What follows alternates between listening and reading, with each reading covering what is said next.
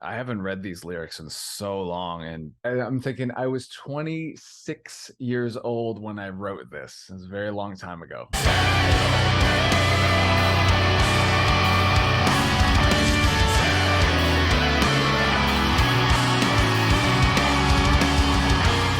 Thank you for joining me on this video. So let me preface this just by saying music, like any art form, is a completely subjective experience, and in my opinion, it's even more so in the case with lyrics, right? So with that in mind, my guest on today's video is once again lyric coach and certified story grid editor Melanie Naumann, who is also the CEO of Stories and Songs, writing the lyrics. So you can learn more about the good work that she's doing for the people at storiesinSongs.com. I will include a link in the description.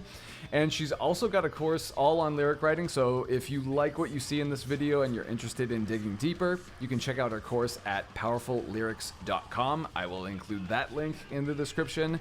And in today's video, Melanie is going to be analyzing the lyrical content of my song Fatal Memories, which is taken from a solo project of mine called Davola. So it is, you know, this passion project of mine. It's been my white whale. It's been my reason for pursuing songwriting ever since I started, you know, at this point, like 20 years ago, almost 20 years ago. It is most certainly metal, in case you missed the intro music there or the title of this video. But if you're not into metal, you might want to skip this one. But if you're open-minded and you want to learn about some interesting insights that Melanie has shared as far as how she interpreted the meaning of the lyrics versus my actual intentions of the meaning behind the lyrics, I think you'll find some interesting stuff to pull out of this one. So the way that this one is going to go is that I'm going to start by playing my song. Melanie is going to share the impressions she got from the lyrics along with her analysis as a lyrical coach. We discuss, and then I'm going to share the actual meaning behind the song as I wrote it during that time. And by the way, if you like the song and you want to learn more about the Davola project, I've included a link in the description to grab some free music and also opt in for updates on some of the new stuff that I'm working on for the project. So it's been a while, but I'm finally getting back to working on finishing some stuff. I got a new EP in the works, so I will be posting updates on the mailing list soon. All right, so let's check out the song.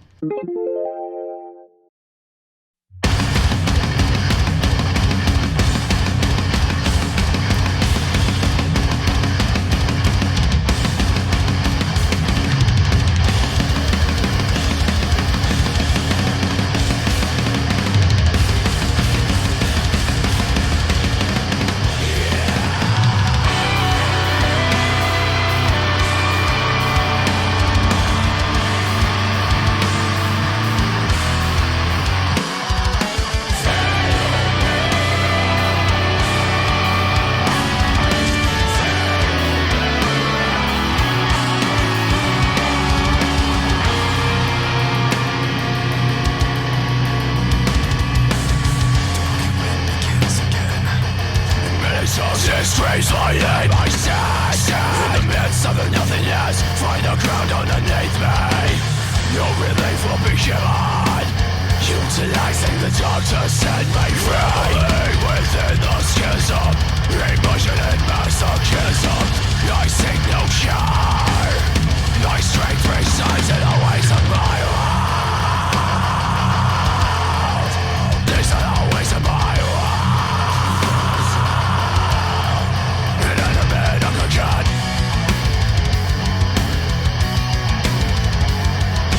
Crawling to the back of my skull.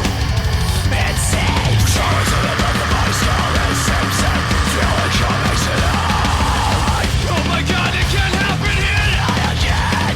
Not again.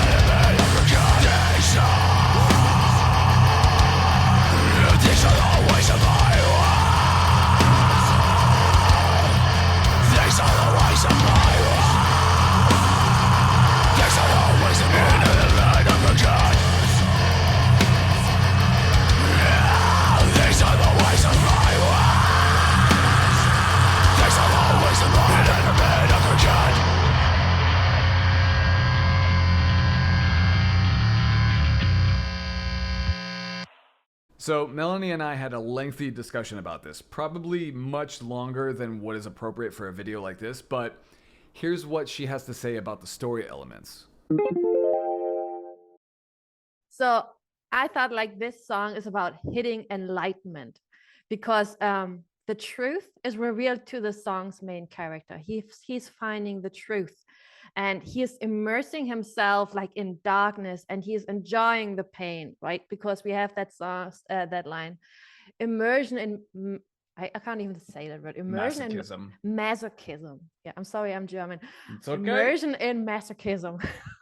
I don't usually say that word a lot, so. I Yeah, don't either. Which I think is good. Good. Yeah, so we have that character. He's immersing himself in darkness, and he's like kind of enjoying that pain through that masochism, right? And then he found love, and through that contrast to his one-sided way of life, he realizes what he has become, because that's like the truth that he's seeing now. That contrast shows him the darkness he's been in and the light that's also available. And through that comparison, he can place himself where he is. But still, he wants to hold on to his strength, because he says his strength lies in the ways of his world. So he wants to continue the way it's always been, because that's where they feel the most powerful. And the character doesn't want to give up on their power. And that's what puts them in conflict. They see who they've become, and it's hard to live now with that truth, with that new truth that came forward. And now they got to deal with that. And we can really see that struggle of that character, because he has to accept that change that they need to make to become a better person, and to embrace that life and love, so that they stop seeing it as a weakness. Okay, because that's actually something that can like empower you. But he's that character in that song, he's not there yet. He's still like, he's holding on to that power that he felt in the ways of his world, but he made a positive shift. And I think that's really, really great in those lyrics, because he made that positive shift by making a heroic choice. And we're going to get to that a little later on. But what I want to say about that is that he was very self-centered in those lyrics, like from the beginning.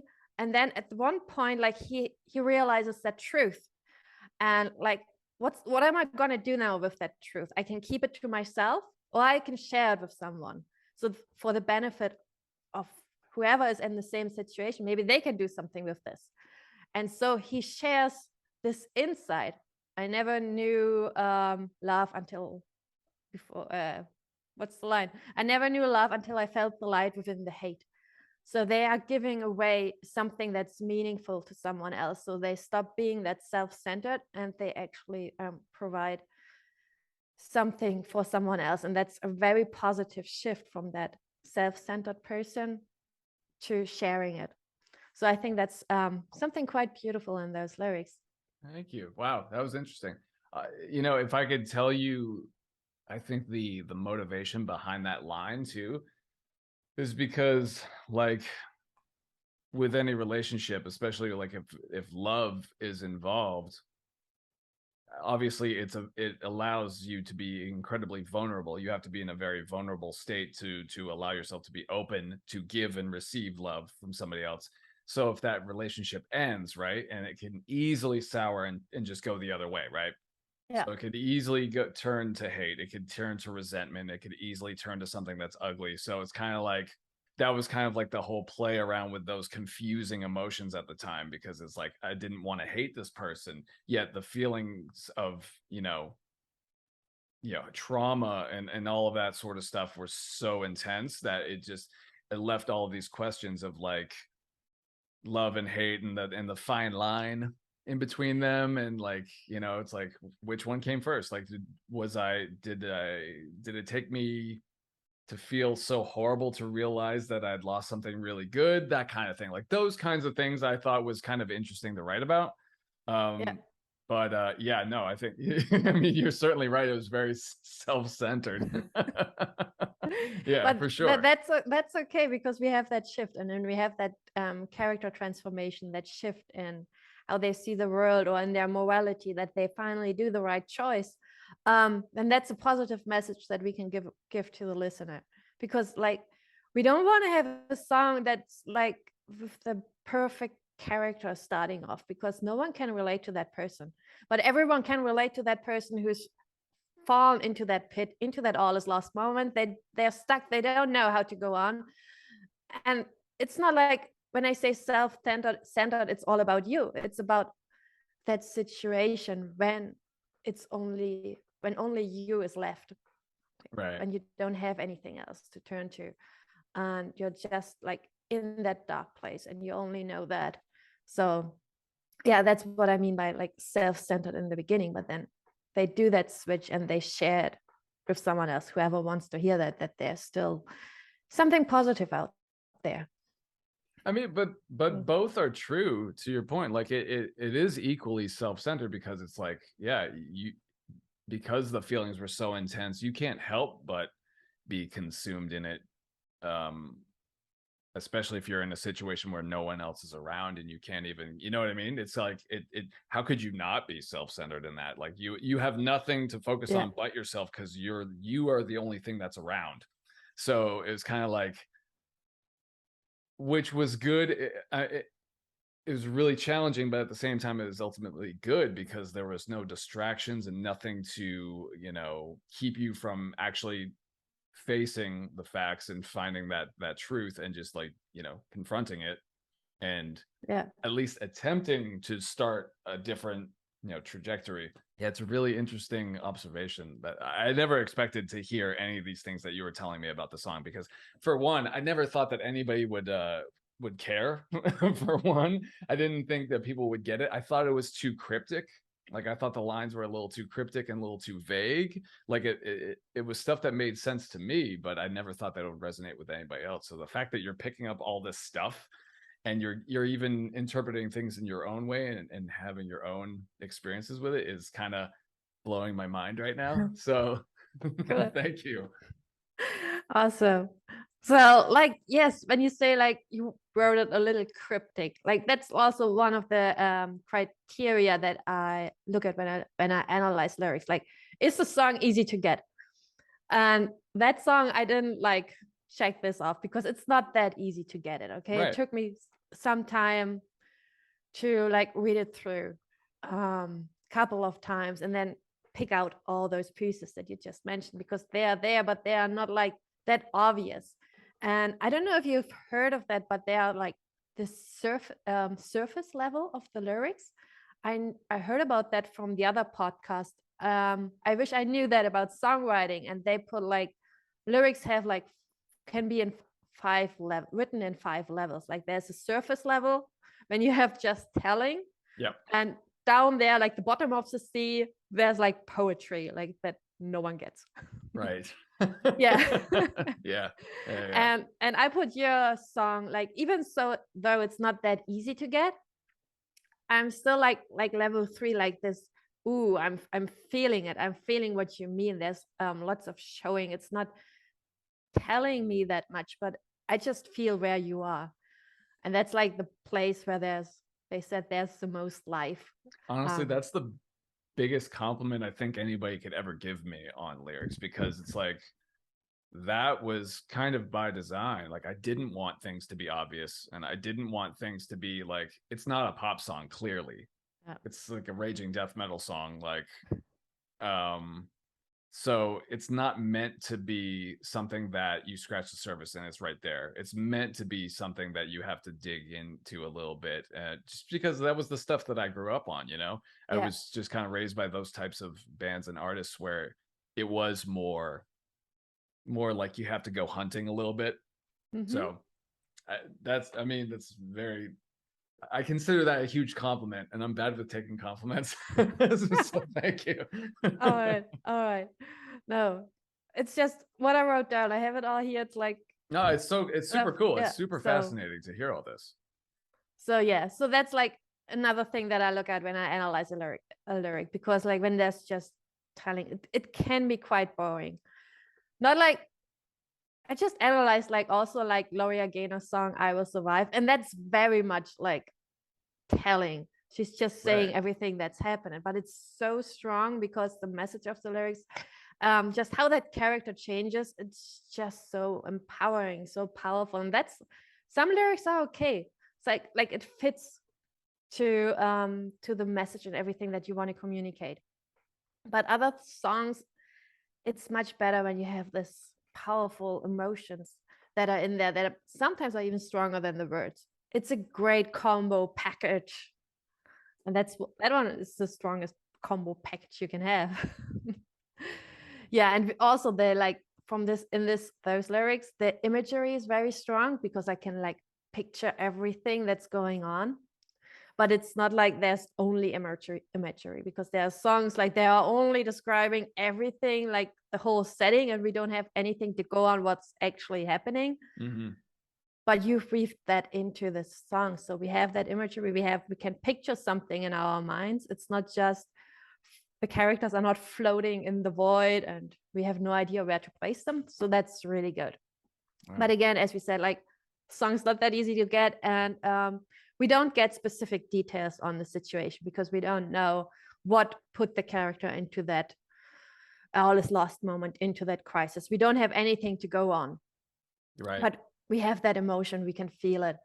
So yeah, that's for the first part. Then we have those general information when we analyze a song, like how many song characters are in that song. Obviously we only have one person in this one. The point of view is also first person, and then we don't know when this is happening. We don't have any clue. We know where it is. It's in the midst of the nothingness.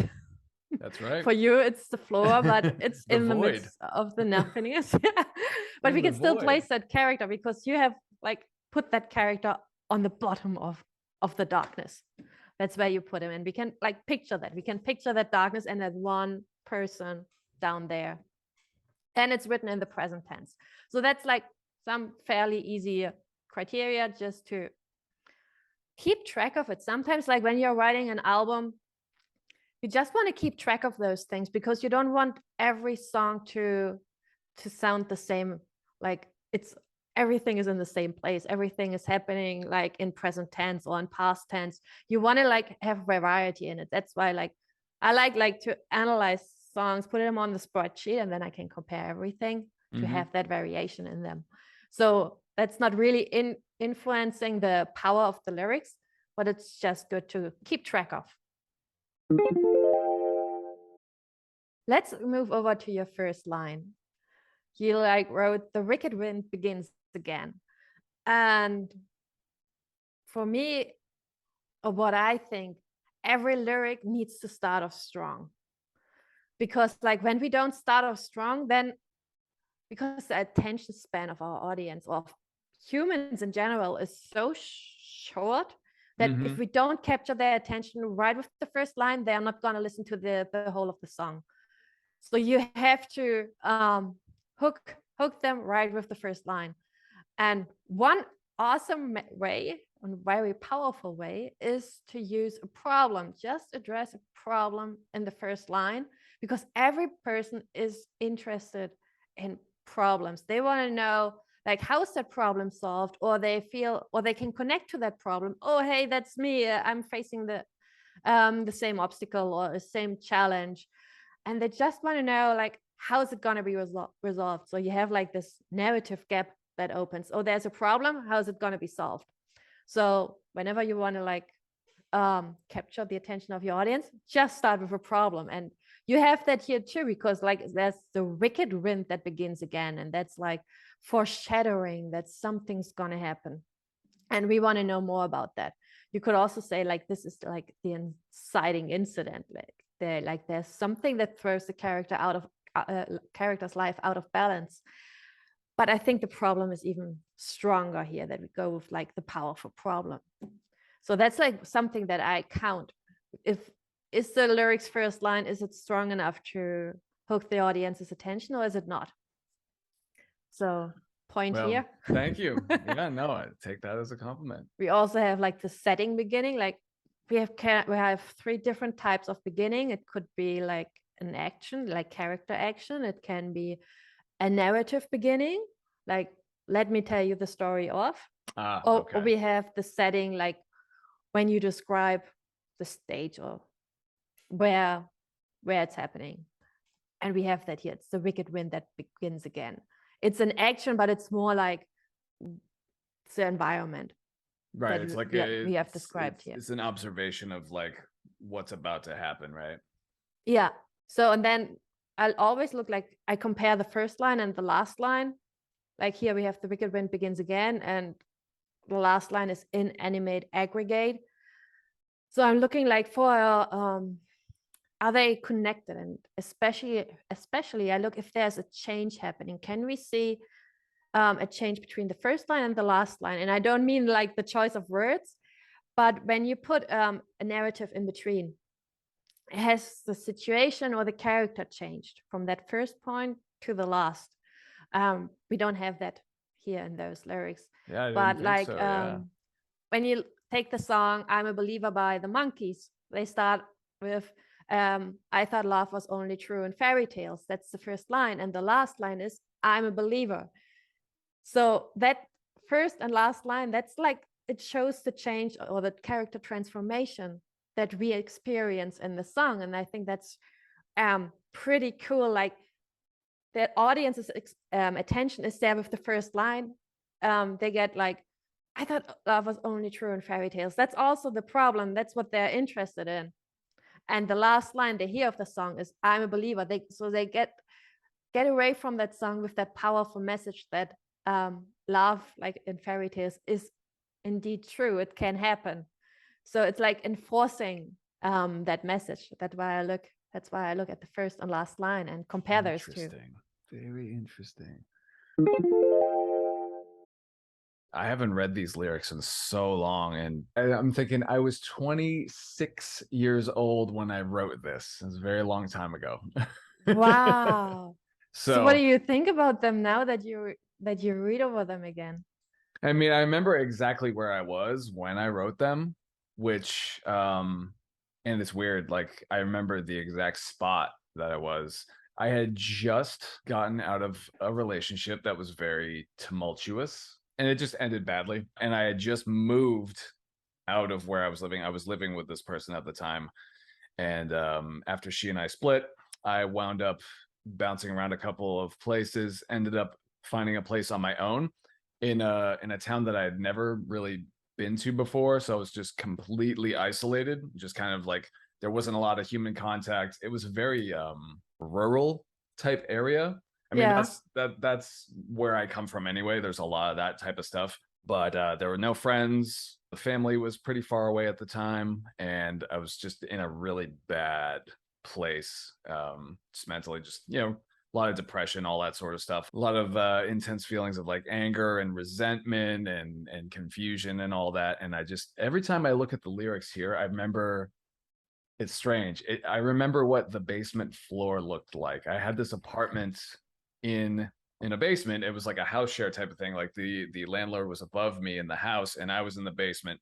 And I just remember, not to be like too much information about this, but like I was kind of like, it was some kind of breakdown where I was just kind of like in a really bad spot. And I remember like I was on the floor, like kind of like literally like on my knees, as cliche as that sounds, but I was just kind of, and I was staring at the floor in the basement, and I just had such a hard time being able to pick my head up. And I always remember, like, weirdly, what the basement floor looks like whenever I read these words. It's so strange. Yeah, but you put that image, you put it into the lyrics because we have that character in that song as well. He's at the bottom as well. Like you have that in there with the hands on the floor facing down, and it's all in there. So I can imagine like you see what you actually saw because you were that character in that song. So that's what it reminds you of. And it's so weird because like I never really thought that anybody would get it, especially like the way that you've explained it to me before, right?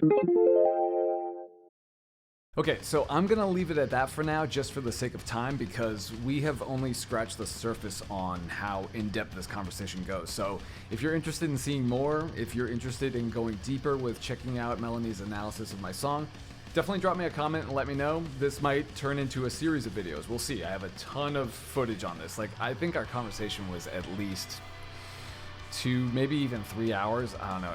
It was crazy, and it's super cool, but it's just too much for a video like this. So let me know. And by the way, if you're watching this right now and you feel like it's interesting, but you struggle more with writing the actual music, the musical composition, grab my free songwriting checklist at the link in the description below. It's a super quick read and you will get results, I promise. So check it out. So what were some of your takeaways from this? Let me know in the comments. And thank you as always for watching. I really, really appreciate it. And I will see you on the next one. Your relief will be given, utilizing the dark to set me free. Within the schism,